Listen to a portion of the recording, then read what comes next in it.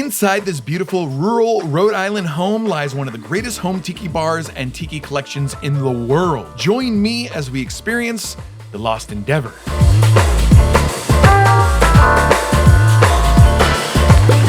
Greg, Spike, how you doing? very good. Welcome to Rhode Island. Thank you so much. I'm excited to see the Lost Endeavor. Well, come on in. Okay.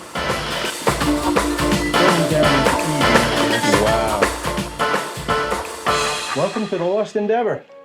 The Endeavor was the ship that Captain Cook took on his first voyage of 3 around the Cape and into the South Seas. The Endeavor basically was sold off, used to transport British troops to the Falkland Islands. And then when the American War for Independence broke out, she was used as a troop transport ship. She ended up in Newport, Rhode Island. When the Battle of Rhode Island took place, the British were pulling out of Rhode Island, were going to surrender up in Saratoga, and they actually scuttled a bunch of ships to blockade the bay. So they burned her. And she's sitting at the base of Narragansett Bay off Goat Island. In your backyard. In my backyard. Right. So my love for history, and she's been lost for many years, although there's rumors they found her. Oh. So that's where we come up with the Lost Endeavor. Now, before we look at the bar, we went back to the top of the stairs to discuss some of the stuff that he has on the way into the bar. And stay tuned because you will not believe what this place looked like before it was turned into a tiki bar. So we have all sorts of photographs and menus on the walls here. This menu is kind of cool. I don't know how well that picks up in the light. This is actually a menu, 1965, from the Tiki, which was an old tap in New Jersey. Not too far from where you guys were just playing last weekend. Okay. And this was actually owned and started by one of the members of the Four Seasons singing group with Frankie Valli. Really? And it was owned by Bob Gaudio, who was the lead songwriter for the Four Seasons. And this is actually autographed to Maria, love always, the Four Seasons, Bob Gaudio. Wow. Gaudio. Right, okay. So Italians. Yeah. Right. Exactly. My people. And this is another menu from the Tiki. Okay. And what's interesting on this menu is that when you open it up, these are the cocktails called the Golden Hits. Okay. That built the Tiki. In other words, that's all the money that they got from the Four Seasons singing. Oh. So all of the cocktails here are named after all of their songs. Oh. Sherry, Walk Like a Man. Walk Like a Man, Yeah. and all sorts of stuff like that. Okay. And this is a pretty cool glass. I've been looking for one of those for years, but it looks like a gold record on a I've never cocktail seen glass. that. Never seen anything like that. Amazing. So that's pretty cool. Oh, you got the 7 C's. You've got like this incredible menu collection, and we haven't even gone down in the bar yet. Yeah, we've got some other menus down there, but yeah, 7 C's, some Steve Crane and Lana Turner up during the war, who eventually married, and they gave birth to their daughter, I think it was Cheryl, who was infamous for killing Lana's boyfriend, Stopanato. Oh, that's right. Years later. I remember that story. Yeah, interesting stuff. And this is, this is some stuff from down the Beachcomber in Waikiki. Okay. Some Steve Crane coming out of the luau in Hollywood. Okay. Coming down further. It's getting a little dark in here, but. I can still get it. And, some Tiki Bob salt and pepper shakers. And some pre-Tiki stuff with the Moon of Manakura, which is from the movie The Hurricane, which was filmed back in the 30s. A Hawaiian Eye poster from 1960s. Whitco piece here. Oh, wow, yeah. And this little rascal here, this is I know what that is. restroom sign From the Tikis. Yeah. This is actually, this hung in the down the Beachcomber in Waikiki. Wow. They said it's from the International Marketplace. We put it in about 1957. Right. Dorothy Lamour. I think the artist is Henry T., who was a Disney artist. That's an original sketch. Okay. A little Papua New Guinea ceiling board. And gotta have a Martin Denny album. This one actually is autographed by Martin Denny. Oh, is it? Yeah, it's up in the far right corner. Yeah. 1958, signed to a couple, which is kind of cool. Amazing. So, welcome to the Lost Endeavor.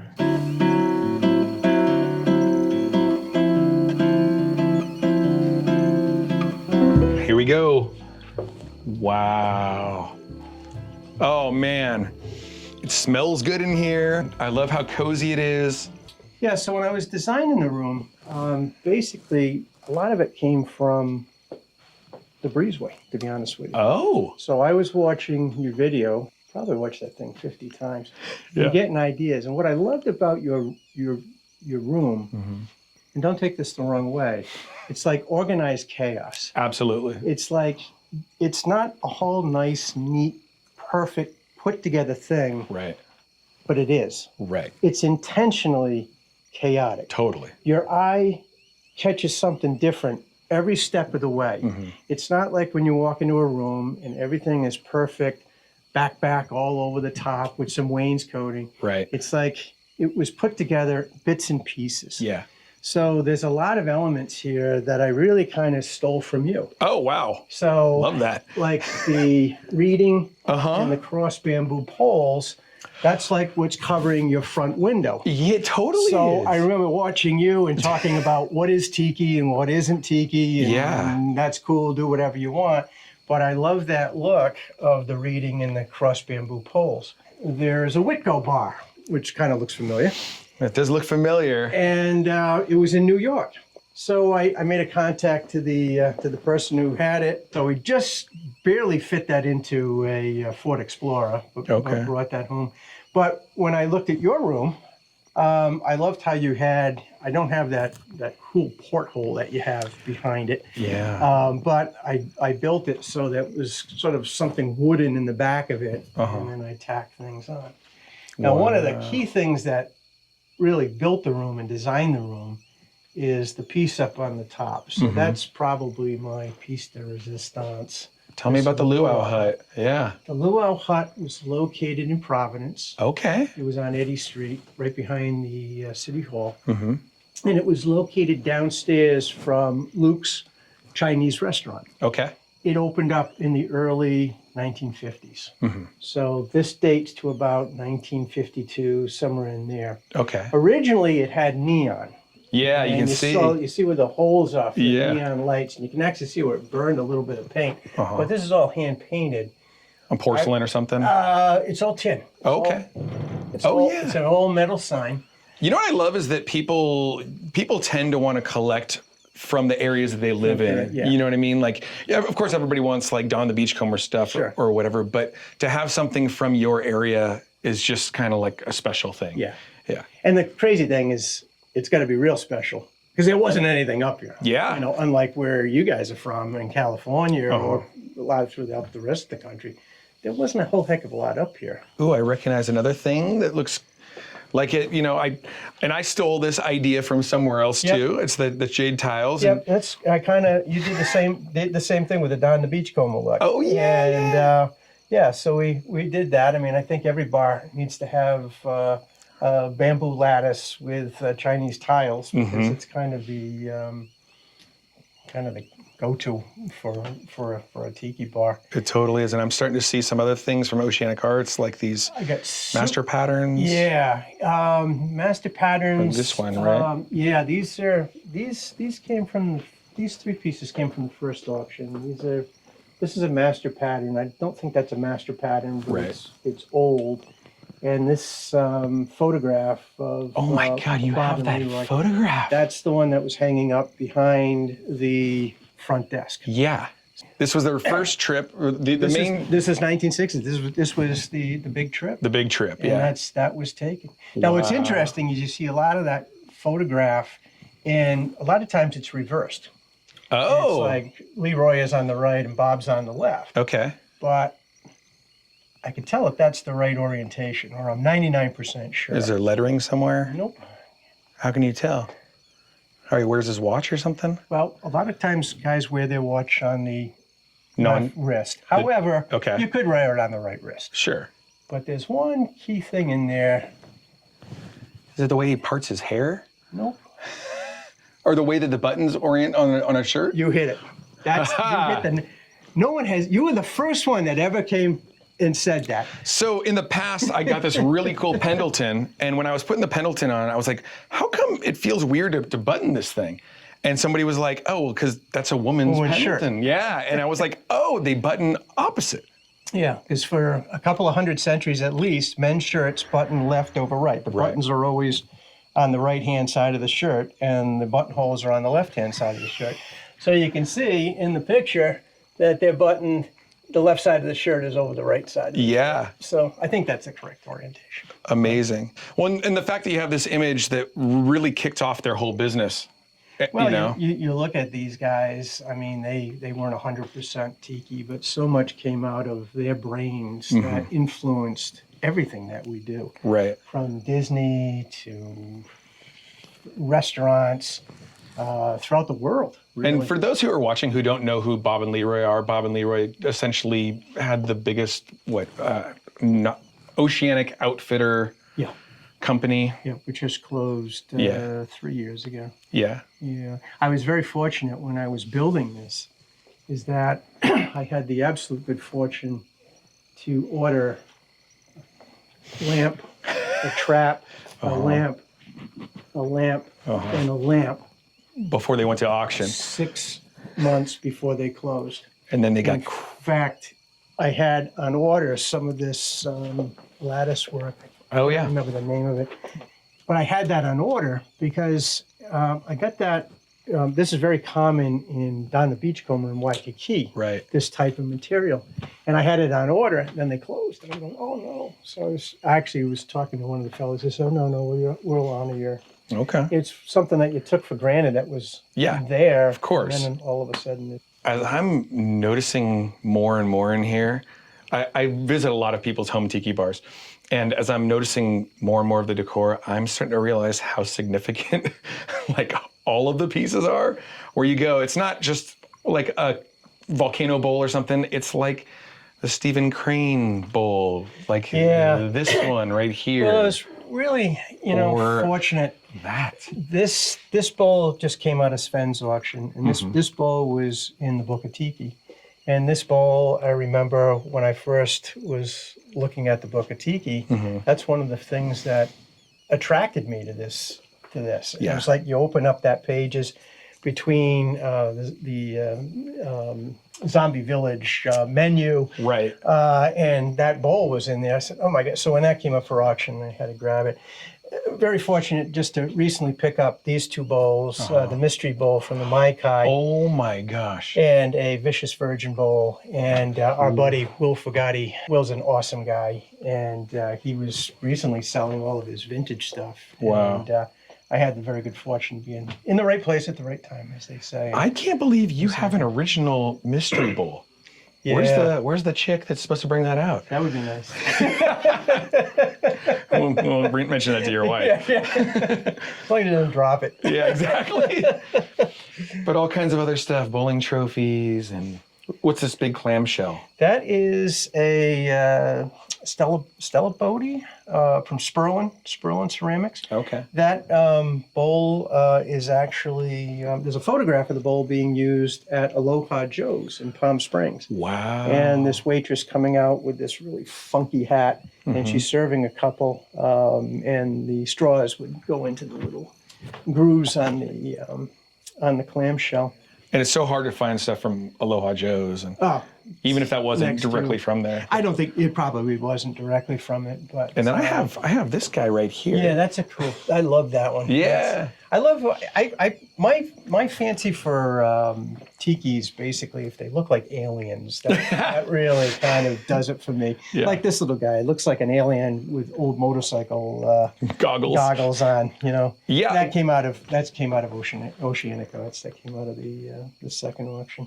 And do you know where that's from originally? No, I think that's been sitting in Oceanic Arts for years. And I think it had a not for sale sign sticking on it. And very fortunate to be able to pick that one up. Yeah, you have a lot of like really amazing pieces that like, I don't know.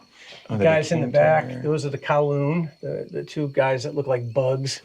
And then Bob Lee's Islander was a fabulous restaurant. My wife had the opportunity to go to Bob Lee's when she was a kid. I never got there. It was located right next door to the school I went to in Boston for 6 years. Oh. And but that was an amazing place in Chinatown. And then these are, of course, Mai Kai. Mai Kai, yeah, and a Mai Kai barrel. Barrel o' rum. Wow. Yeah. That's the one other thing from Rhode Island, the Ming Gardens. Okay. Again, Rhode Island. There's 2 pieces in here from Rhode Island. Well, actually, I have a menu from the Luau. I can show it to you. And the Moe was that's from Maine in the corner. Okay. This guy is from the Mauna Loa in Mexico. Oh, So Mexico. that's in Mexico, yeah. And this is a Coco Joe's Volcano mug. That's not the Coco Joe's from Hawaii. That was located in, Seattle maybe? Okay. Kahiki rum bottle, Yeah, I noticed that. which is pretty cool. Did you ever go to the Kahiki? No. Right when I first got into Tiki, it was probably like 2000. Well, I'd been into Tiki for a little bit, but around 2001, 2002, they had a Kahiki last call going away party. Like they were about to demolish it. And I was like kind of too young, kind of didn't have money to be just flying to Ohio to go to a bar. Sure. And that will forever haunt me. Yeah. Because I missed the going away party. Sad thing is I haven't been to hardly any tiki bars. So if you give me the question, what is your favorite tiki bar? I'd be stumped. Love that you have all of these like vintage table lamps lit up. I love table lamps. You know, when I look at lamps, it's probably one of the most intimate things for a tiki bar. I mean, you can picture going on a date, you know, with your girlfriend or your wife or your boyfriend, and you know, you're sitting at a table for 2, or in a booth. What's the closest thing that's with you? Right. And that's a table lamp right on the right next to you. Yeah. And you know, low light, and that's why this room is very dark. I'm also noticing something that you sent me for the show. Yep, those are the Derby Daiquiri. 2 Derby Daiquiris. Yeah, one is the amber stem, and one is the clear stem. But what's even cooler than the glassware, see the lighter. Oh, the It's lighter. a Derby Daiquiri lighter. Oh, amazing. Yeah, that's pretty cool. Wow. That's and the whole pretty story of the Derby Daiquiri is such an interesting Oh, story. it's fascinating. Yeah, it's really, really cool. It's really, really cool. What about these tikis in the corner here? What's this? What about this big guy? That came from the first Oceanic Arts auction. It's very typical of Trader Vic's style tikis. I don't know if it was ever in a Trader Vic's. But it's a Leroy carved tiki, right? I don't know. It probably was a Tahitian carved tiki. I don't think Leroy carved that one. I think that's from Tahiti. Seems to be missing an appendage. Yeah. You know, it happens to all of us. But Somebody hacked him off. But we have other appendages which are plenty throughout the room. I'm sure. Yeah, so these are all, this is a banning mask right here from Papua New Guinea, various table lamps, some from Trader Vic's, original Leroy Schmaltz carving. There's appendage. Yeah, he does. And, I think I have that version. You have that in the bar. Yeah, in the bar, in the porthole of my bar. Yeah, and this is a Johnny Kwong's table lamp. Okay. Kind of cool. And then... what is this? You can tell how far back pre-Tiki goes. That is a slide for Clara Bow's Hula movie. Okay. That is actually dated 1924. Oh, wow. In the cinema, instead of having previews, they would actually take glass slides and they would slide it in front of the projection camera, and it would just project on the movie screen. So they would flip those back and forth of all the upcoming attractions. Wow. It wasn't a film that did it. It was literally a slideshow. It's a slideshow.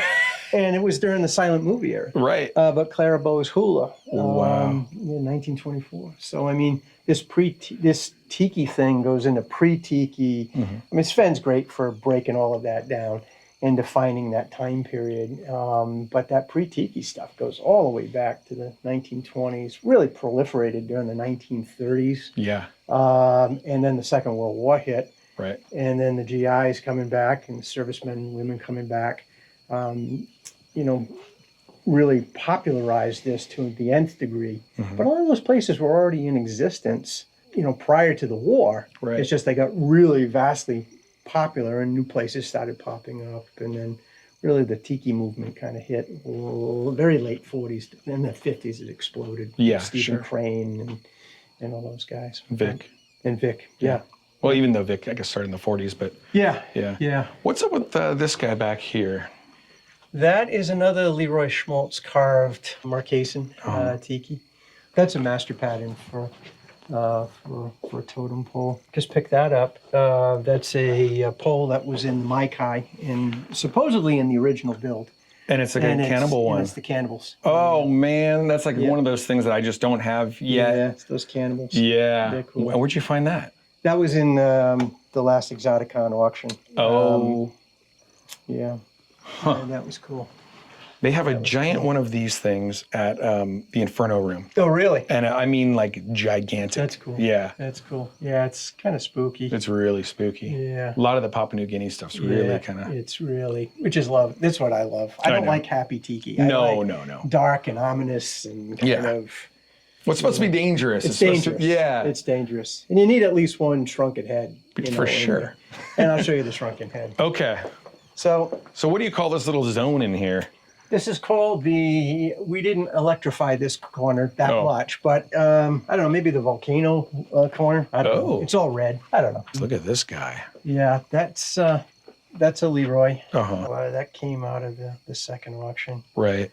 And he's kind of one of your master tikis in the in the bar. Mm-hmm. And then next to you is this guy's affectionately known as the titty biter. Titty biter. And I'll show you. No. Yeah, but that's the one. Well, it's the same carver. Oh. The one in the postcard has teeth. And this one doesn't have teeth. But other than that, he's identical. No way. So he's just kind of lurking around. To the titty biter. To the titty biter. To the titty biter. And I got to give kudos to Gregorio from Contigo Tiki. Yeah. This rascal just arrived Monday. Okay. And he did a fabulous job of getting it to us in time. I saw that when he gave you one of these lamps. Right. And I was able to order one right from him. And, I think it looks fantastic. Well, it's nice because it kind of lights up the titty biter here. Before I had a Japanese net float. Oh, right. And it was really dark right here. So I really wanted to get a little light, but I didn't want it too big. So that kind of totally perfect. And then I see this is one of the apartment carvings. This is from the Polynesian village in Playa del Rey. Right. There were a lot of those things at the Tonga Hut in Palm Springs. Okay. And then a lot of them ended up in Max's also. Yeah. Yeah. So we got a little my little shrunken head is lives in a little porthole. Yeah. Just like your little tiki dude in the bar. Totally. I love that. That's really cool. There was something in the corner. Oh, what's this smiley guy? That guy's new. You kind of don't have a whole lot of modern stuff. There's not. Yeah. There's not. And I kind of like that. I specifically did that. I like a lot of the modern stuff. But even with the new tiki mugs, there's a lot of great stuff out there. Yeah. There's some stuff that's not so great that doesn't even look like tiki. We won't go there. But there's so many cool mugs. I mean, Crazy Al's stuff that he's putting out, and Will Fogati's stuff. It's awesome. Yeah. But there's limited space. Yeah. So I just kind of stuck with stuff that's as old as I am. Not that all of this stuff. Some of this stuff is newer. And what about the carvings around the ends or the sides here? Did you do that? Nope. That was my buddy Jason Graber. Okay. Kudos to Jason out in Texas. And Jason did the carvings and did the burning, and then I just restained them a little bit just to match the existing stain. We got them here. Very nice. And then we've got them on the main entrance. Okay. In here. As well, so you can see. Very cool. Yeah, he did an awesome job on those. Yep. I just gave him the measurements, and he went to town and did a beautiful job.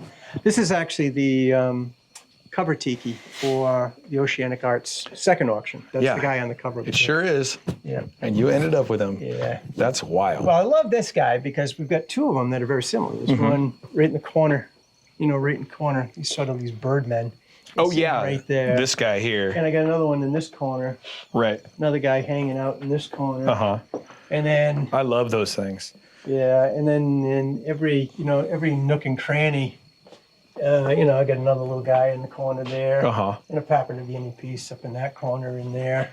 Yeah, you've managed to fill this place. Yeah, just Yeah. Really, but like in a tasteful but chaotic kind of A way. chaotic way. Yeah. Yeah. And what I liked is just like your place, where no two walls look the same. If you look at Don the Beachcomber's place in Waikiki, Okay. late 40s, in his first place, and you can see it really clearly in the movie Hell's Half Acre. In the private office, it's all stone, covered with netting. Oh, I like Covered that. with netting. That's Yeah. kind of digging into stuff that people don't normally do. I like that. Yeah, so we took the stone there, and then over the little heater that we have in the base there. Oh, right. There's stone in the back. And yeah, kind of neat. That's a older, newer piece. The lamp? Well, that's the the chunk lamp, and that is from Gecko. Yeah. Yeah. Okay. So that piece is, I think, one of Gecko's first pieces. Oh. Or first, maybe not first, but older pieces. Okay. And I actually found that in Providence, believe it or not. No way. Showed up in Providence. It's wild. Yeah. As did the chunk lamp. Yeah. And I love all the foliage and all the stuff kind of hanging. And then the bar is just like, it's very intimate. Yeah, the bar's kind of fun. It's not exact, but the base of the bar, we kind of based that on the bar in Christian's Hut on Catalina. If you look up in the ceiling, that's an homage to Trader Vic. And With a what gun? that is a captured Japanese Arisaka rifle and a Samoan war club that's hanging off, just like it was in the Oakland Trader Vic's. Really? And you see Trader Vic underneath it. Rick Hamilton and I are both looking for is a sawfish rostrum. Right. And that was hanging up too. Yep. So one of these days I'll find a sawfish rostrum, but it's an endangered species. So the ability to find one of those is a little tricky. And some lighters and Papua New Guinea. Whitco too, right? Yeah, Ken Pleasant that's a Ken Pleasant. They're awesome people. Yeah, they're really, really cool people. They're great. So, yeah, and then the little leopard shade. I love the rope wrapped piling or whatever you call that. That's a support beam. Okay. That's holding up the house. Right. And I had one in the other corner, half wrapped. And then this was just a support beam in the house. My guys actually just kind of boxed it in. Okay. So it made it look like a ship beam. Yeah, totally. But it's amazing how much rope it takes. I was just going to say that. It's Take a wild guess how much rope. Is that 100 feet? It was 35 yards of rope. 35 yards. So 35 yards. So that's, I was in here wrapping forever. Yeah. I just barely had enough. Oh. It was cool. And the worst is when you don't. Yeah. You go, oh man, how That's do what I? was over here because I kind of ran out of rope and it was like, oh my God. Then you got to hide the rest. Yeah, hide the rest. Yeah. So what's in this glass case over here? Well, there's a variety of different fun stuff in here. Okay. On the bottom shelf is a series of Hula girls. chalkware and porcelain hula girls. And a lot of these came out in the 40s and the early 50s, and they were souvenirs for a lot of GIs coming back. But a lot of them didn't survive because once they did get back, their wives or girlfriends kind of probably threw them out. Right. On the second shelf is a Primo Christmas beer. Oh, okay. And that's dated to 1948. I've actually got an newspaper advertisement showing that. A couple of interesting little pieces here. The first is a Coconut Grove matchbook. And the Coconut Grove was in Boston, Massachusetts. And this is where the horrendous fire took place in 1942. And it was started by a 16-year-old worker who went to go fix a light, lit a match, and the place caught on fire. Oh, so man. chances are one of those matchbooks is what caused the fire. The second one, this one's kind of cool, this Officers Mess, SAAB, which is the Santa Ana Army Air Base Officers Mess. The guy that was in charge of the Santa Ana Army Air Base Officers Mess was a guy named Don the Beachcomber. So that's when you do a lot of research, and you realize what that is, and then all of a sudden, okay, let me go look for one of those. Now it's like really significant. Now it's really significant. Right, and I like those little stories too. Yeah, cool story. And then Don the Beachcomber put out these during the war, and it's good for one barrel of rum. And on the backside, it is for, this never came to fruition, but it was for opening in 1943 in Manila and Singapore. Oh. But it never came to fruition. So what I think he was See doing. the backside? Yeah. Yeah, that's great. Thank you. Yeah, that's kind of cool. Yeah. Neat little story. Yeah, I love that a lot of your stuff tells the story of Tiki. Yeah, You know? there's a lot of history, and I love the pre-Tiki stuff as well. Right. You know, glassware from the hurricane, which was in New York City. One of the guys who ripped off Don Beach was Monty Proser. Monty Proser actually had a place called the Beachcomber that was in New York, and it started in the late 30s. It was closed by 1942. So here's a glass and a zombie glass from Monty Proser's Don Beachcomber. So Where in even the world those things, where'd you find that? eBay. Really? Yeah. Wow. Yeah. Well, I guess, but even searching for the term beachcomber must have led other You just people. you just have to. But I guess they just weren't. Other people weren't interested in it. Yeah. You know. Yeah. Well, now the secret's out. But at least you got it already. Yep. And then I'll have to look before I post this.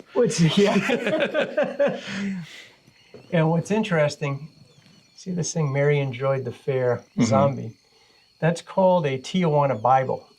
Oh. And Tijuana Bibles were basically miniature porn magazines. Oh. And it's really prolific on the inside. Can't show it on. Oh, really? It's that bad. Oh. And there's one for the zombie, which was at the World's Fair in 1939-40. No way. And that's Monty Proser's. Yeah. It's a take on that.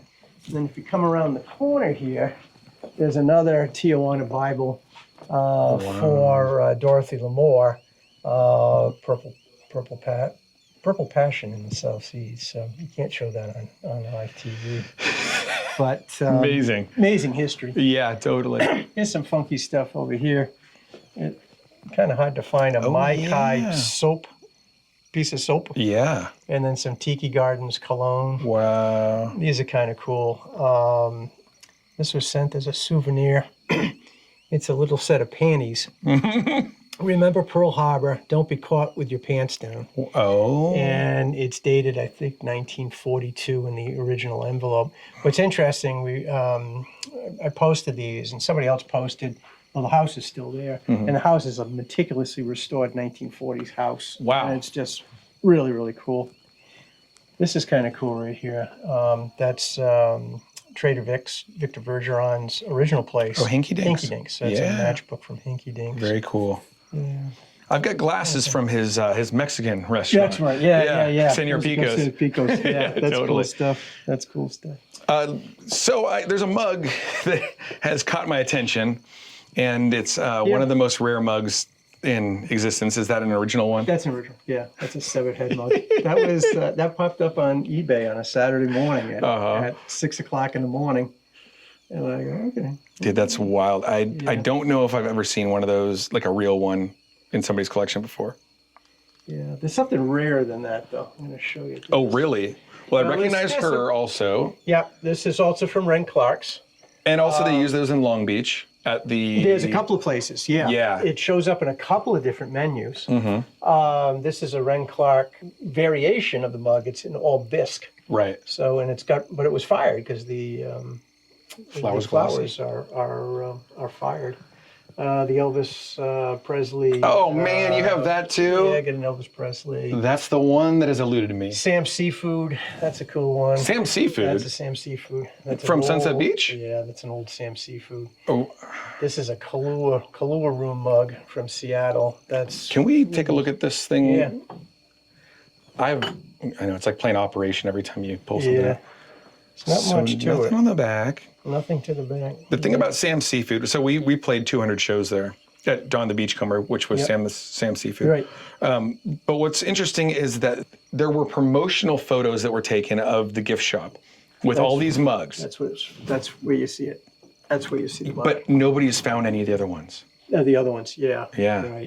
Right, because that came in 2 colors, I believe. It was a brown and I think it was a green one. Okay. Like that. But that's exactly it. It's the photo of the gift shop, and that's that Sperlin. That actually came from the Oceanic Arts auction. And they also had a bowl. Okay. But And then the bird. that's the Kahlua room. Uh-huh. And then this is pictured in the menu. Uh-huh. I'll show it to you. And then what Got about the menu? Yeah, this is a great tiki mug, and it's very common, and it goes dirt cheap. This is actually the Hawaiian room in New York City. Yeah. The Hawaiian room started in the 30s, and there's a whole big thing. There's a special on it with all of the Hawaiian dances that came in for the floor shows for the Hawaiian room, and that thing was a very prolific. All through the 30s and 40s, which was really cool. I am so jealous every time I see a cannibal Yeah, those tiki. are cool. That's this one's pretty cool. This came from Oceanic Arts, but this came from the Big Trip. Leroy didn't carve this. Oh, that's an original one. But this is an original one, and you can see it on the bottom. It says 10. What's it say? It's imported by OA, USA. Imported by OA USA. Oceanic Arts. Yeah, totally. Yeah. So that was actually an authentic tribal carving. Yes. Yeah. Yeah. Because sometimes we look at these things and we go, well, did they really have that? Right. You know what I mean? Right. Like really have cannibal carvings? Yeah. Apparently they did. Yeah. That's pretty cool. And then, of course, this is Armit and Davis, right? Yeah. Yeah. Yep. It's one of those things that is so rare.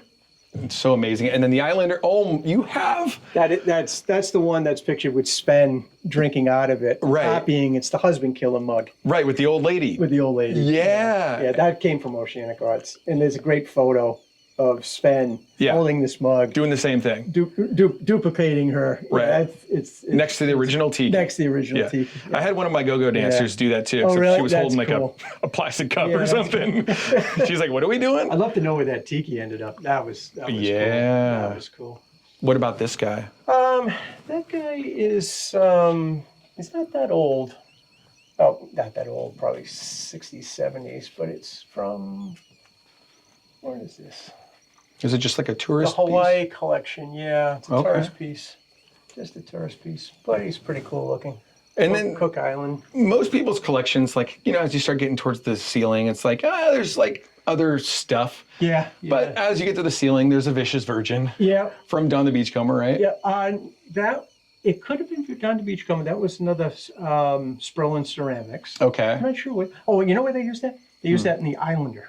Oh, Bob Lee's? No, in LA. In LA. Oh, okay. Yeah, there's a photograph of a girl holding that with, I think at the bar, they had like a live monkey that was bouncing around on the bar. Live monkey? Yeah, but it was a little monkey and he's walking around the bar. Amazing. There's a photograph of a girl, she looks half in the bag and she's holding a Vicious Virgin mug.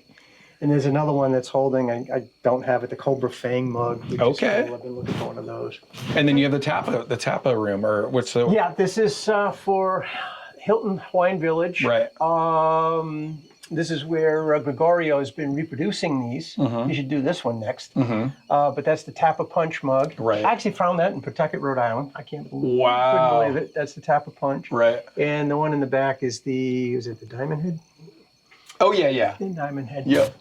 And of course, that was famous for Martin Denny. Yeah, exactly. Yeah. I know, I keep bonking into this thing. And then, this fishbowl shows up in all sorts of menus. Okay. But it's generic. Right. And then when we come further down over here, man, it just goes on and on. Yeah, these are a couple of idol cast bowls from Kahiki. Okay. And this is the Mai Kai drum. But the real rare guy is this little guy right here. Oh, really? Tell me about that. That is a Zombie Village ashtray. Wow. And you just never see anything from the Zombie Village. And it's the most iconic graphic too, right? And this is the mug from the Zombie Village. That's a nice mug. Wow. And there's the menu. Right. Oh my God, you have the menu. Yeah, so that's when I opened up the book of Tiki and I saw that and you go, oh, that's pretty cool. That is a photo of Dixie Evans. The burlesque performer. Yep. And this was pretty cool. South Pacific in Chicago, in a bar Okay. there. This was a Don the Beachcomber rum barrel. There's a photograph of Don holding one of these about 1946 in Chicago. Sure. And this one is a tough one. This is the Scorpion Bowl from Trader Vic. Right, Tepco. Tepco. That's pictured in the 1944 life. And just probably the most impossible thing in the world to come across. yeah, I got Like, really so rare. super lucky, and a super great guy, beach dude out in California. I got that off of him. Amazing. Just a great guy. And there's some other Tepco, Trader Vic's, Hula Girls. This one's from Hawaii. So Trader Vic probably didn't have anything to do with this one. Because Trader Vic, when he went out to Hawaii, he didn't get along very well with basically his manager. And he ended up selling it within a year, I think it was. And this is these are some Don the Beachcomber. This is the infamous lipstick mug from Don the Beachcomber. Oh, wow. And this was probably a misfiring of a lipstick mug when they tried a different glaze, and it failed miserably. So that's got to be even more rare. That's probably rare. And Jeez. there's a photograph of Don the Beachcomber with the coffee grog picture. Wow. From 1967. That's in there. This is from the Tahitian, this mug.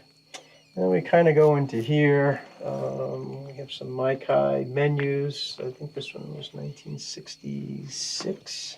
They always did a good job of like highlighting the girls who worked at the place in their bikinis and stuff. Yep. You have an Aku Aku, what's it called? Fan. Yeah. Was that from Will? That was from Will. That was funny. from Will. This one's pretty funky. Tiki Jacks. Oh. And I'll have to think. That might be from New Jersey. This is just a little porcelain girl, but she's basically the same. Will sent that over. It's the same as down the Vicious Virgin Bowl. Okay. You know, over there. This is pretty cool here. This is a 6-pack carrier of zombie glasses. Wow. Which picture zombie, and on the back side, a hula girl. Wow. And this probably dates from the late 30s, maybe to the 40s. Jeez. They don't look like they're that old, but based on when you look at the Monte Prosa Beachcomber, that place was shut down in 1941, beginning of 42. So those glasses would have been anywhere from 39 to 41, that sort of style. And then just a variety of ashtrays. Polynesian Village, teapot. Yeah. Jeez. And then some kahiki. These are Hawaiian condoms. Oh. For coloring your sex life. Okay. Sven actually had one of those from his auction. These are pretty rare Tepco salt and pepper shakers. Yeah. So probably from the 50s. Got those from Kumu Tiki. Okay. That's on Instagram, Martin.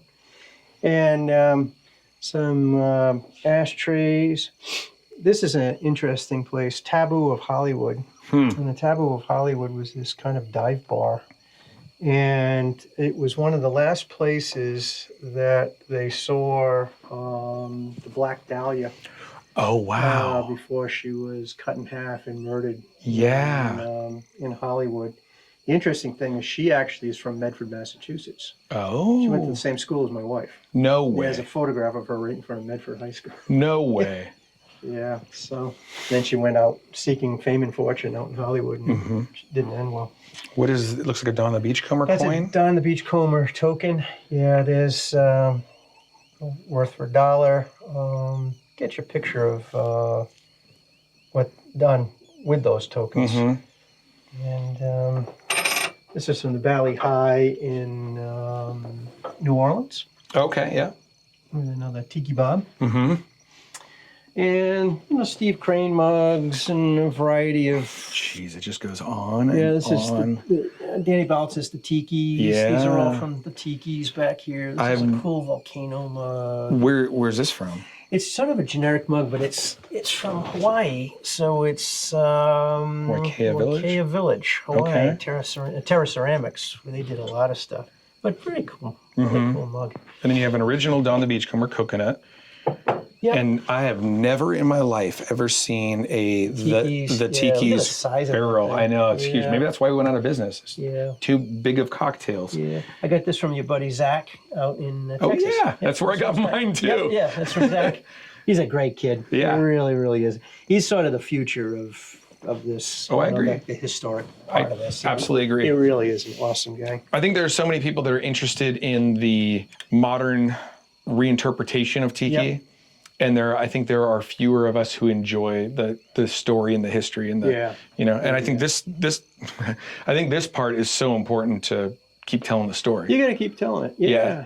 You know, it's not just about nice things to look at. You got to know where your roots are. Yeah. And I think there's still a lot of people. Yeah. You know, in fact, it was funny when we were down at Tiki Go-Go. Sven comes up to me and goes, "Oh, it's nice to see the newer generation coming in and carrying the torch."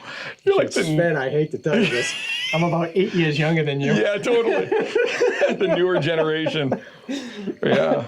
And then some glassware, Kapukai, the bowling from Cucamonga, California, some Tikis, some very generic tropics and zombie glasses.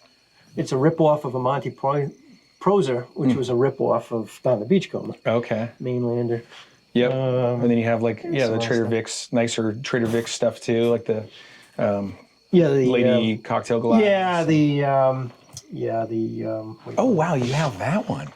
Yeah, you can find those. The Hawaiian Kai shot glass. Wasn't sure if that was original because there is a lot of junk glass out there that's coming from Canada that they're just printing out of old places. So I you gotta noticed be that careful. too. Yeah. But my buddy Fred Telasco in New York said, "No, Greg, that's real." So wow. So these two Tikis came out of Sven's collection.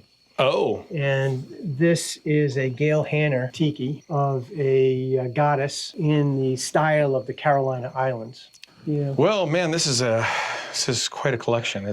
So then, like anything else, things kind of overflow. So now we go into here where things kind of overflow. And this is where Gregory stores all of his overflow. And his overflow is probably equivalent to most people's normal collections, featuring rare and significant art, vintage posters, look at this collection of tiki bobs, all kinds of vintage mugs from across the country, some of the most rare menus that you could possibly come across, including this menu right here that was used for the cover of Tiki Modern, a great book by Sven Kirsten about the mid-century modernist impact on Tiki. And then one of the most comprehensive collections of matchbooks and matchbook art. If you're interested in watching this whole discussion about the particulars of his Overflow collection, join our Patreon. There will be a link to a video in the members section there. This is Hell's Half Acre. See Yellowstone and the next. I do. This guy's about to get shot in the head. Okay. But see, that's where I got the stonework and then the netting over the stonework. Totally makes sense. Which reminds me that I have to show you some build photos.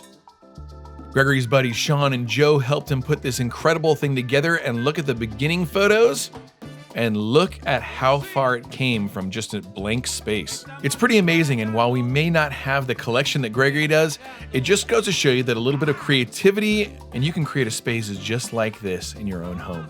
Don't settle for the mediocrity of white walls. Well, thank you so much for showing us around. Thank you for coming. Yeah, absolutely. It's a pleasure having celebrities in the house. Thank you. All right, well, I guess we should go get a drink then, huh? That sounds great. Okay. I was hoping you were going to say that.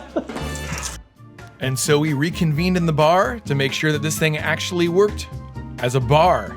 As Gregory started to make one of my favorite cocktails, the Saturn, I sat there, looked around, enjoyed the awe-inspiring scenery filled with the rarest tiki collectibles. I complimented him on his incredible taste in glassware as he poured the cocktails. And of course, with the trademark garnish, it was just downright delicious. We discussed all things tiki as our buddy Rick from Massachusetts joined us for our second round, and enjoyed one of the best tiki bars in the country, in the smallest state in America. Rhode Island's own Lost Endeavor.